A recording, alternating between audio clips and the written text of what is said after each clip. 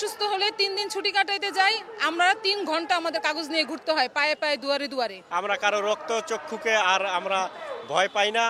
আমরা গত 3 মাস যাবত বেতন পাচ্ছি না, আমার সংসার চলতেছে না। বাড়িওয়ালা বলতেছে বাসা থেকে নামাই দিবে, স্বাভাবিক বিষয়, সে ঘর ভাড়া না পেলে তো সে নামাই দিবে। আমি আমার সন্তান নিয়ে আমি কোথায় যাব? আমি স্কুলের বেতন দিতে পারতেছি না। এখন আমাদের মাননীয় উপদেষ্টার কাছে একটাই দাবি, আমরা স্থায়ীকরণ চাই। আমরা কোনো ঠিকাদার, কোনো দালালের মাধ্যমে আমরা কাজ করব না। আমরা মাতৃকালীন ছুটি থেকে বঞ্চিত। আমাদের একটা স্টাফ বোনেদের মাদের বাচ্চা হলে, ডেলিভারি হলে বলে বেতন ছাড়া তোমাদের ছুটিতে যেতে হবে। কেন? এটা তো আমাদের অধিকার, ন্যায্য অধিকার। মাতৃকালীন ছুটি, আমাদের ছুটি নাই। আমরা যদি অসুস্থ হলে 3 দিন ছুটি কাটাইতে যাই, আমরা 3 ঘন্টা আমাদের কাগজ নিয়ে ঘুরতে হয় পায়ে পায়ে দুয়ারে দুয়ারে। আমাদের ছুটি নাই। এক কথা, বেতন ছাড়া ছুটি নিতে হবে। কেন? এটা কি আমাদের ন্যায্য পাওনা না, দাবি না? আমরা এগুলো মানে পরিস্থিতির শিকার হইতে হইতে হইতে হইতে আজকে আমাদের দেয়ালে পিঠ ঠেকে গেছে। গণপূর্ত আউটসোর্সিং থেকে আসছি।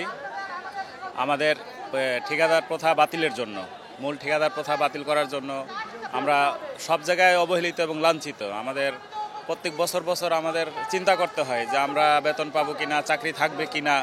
তারপর আমরা একটা গাড়ি চালক, আমাদের এখনও প্রায় দেড় বছরের ওভারটাইম পাই না।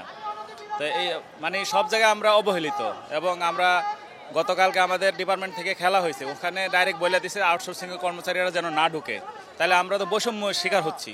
তো এই জন্য আমরা বৈষম্য শিকার না হই, এই জন্য আমরা আন্দোলনে আসছি। এবং আমরা বেতন, এই যে ঈদ আসলে আমাদের কোনো বোনাস পাই না। আমাদের 18,000 টাকা বেতন, এই বেতনে আমাদের থাকতে হয়। আমাদের বাচ্চাদেরকে কোনো কাপড় চোপড় কিনা দিতে পারি না, বা কারোর সাথে কথাও বলতে পারি না যে তোমরা তো ঠিকাদারের লোক, তোমাদের কোনো ইয়া নেই, তোমরা তো বাহিরের লোক। কেউ এভাবে আর কি। আমাদের কোনো ঈদ ভাতা নেই, তারপর আমাদের ছুটি নাই। এই জন্য মূল দাবি আমাদের ঠিকাদার প্রথা বাতিল করার জন্য, যেন আমরা ডিপার্টমেন্টে সরাসরি একটা নির্দেশে থাকতে পারি, অফিসের মাধ্যমে যেন আমরা বেতন পাই। এই জন্য আমাদের ঠিকাদার প্রথা বাতিল হলে আমাদের ভালো হবে। আমাদের তো বলা হয়েছে এটা আপনারা ঢোকার পরে 6 মাস 1 বছর পরে আপনাদের চাকরি স্থায়ী হবে, আপনারা এই সুবিধা পাবেন। এবং অনেকে প্রতিষ্ঠান ভেদে যার যে ধরনের সুবিধা দেওয়ার কথা, আমাদেরকে সকল ধরনের সুবিধার কথাই ঠিকাদারদের পক্ষ থেকে বলা হয়েছে, কিন্তু আমাদের বলা হয় নাই যে আপনার চাকরির মেয়াদ 24 মাস 36 মাস, এরপরে আপনার চাকরি থাকবে না।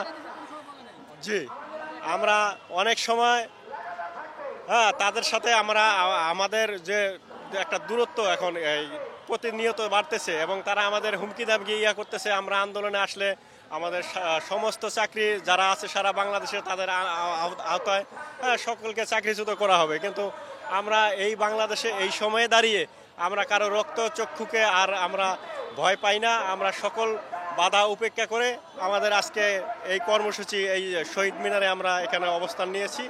আমরা আমাদের দাবি আদায় না হওয়া পর্যন্ত আমরা লাগাতারভাবে চালিয়ে যাব ইনশাল্লাহ।